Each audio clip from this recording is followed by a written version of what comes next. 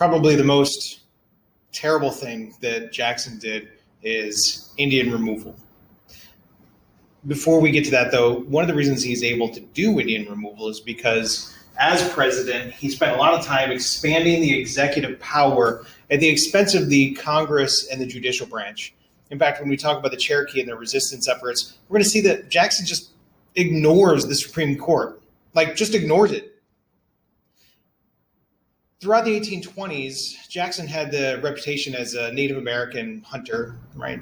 As governor in Tennessee, he actually led raiding parties that just murdered Native Americans and their tribes.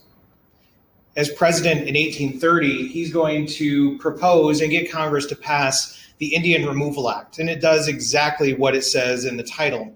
Now, Jackson was trying to make the argument that this would be for the good of the Native Americans and for the good of the white population expanding into the West. It's forced removal across the Mississippi River to what is today Oklahoma. So why is Jackson saying it's good for the Native Americans? Well, essentially Jackson is saying, we're coming anyways. You might as well move here while you have some support. And he argued that the federal government would provide that support. And most people at the time realized that that wasn't going to happen. The question, of course, is why? Why are they moving into the West? Well, look at all that prime cotton growing territory. Look at the map here. This is where they're leaving, right? So they're going from Georgia across Alabama, Mississippi. This is going to be exactly where all that cotton growing is going to take place throughout the antebellum period. In other words, the white folk wanted the land, and they're going to kick the Native Americans off.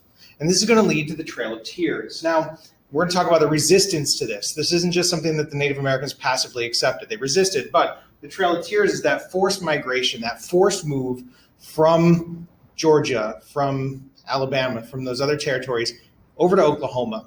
And it is a forced march. People died along the way in thousands.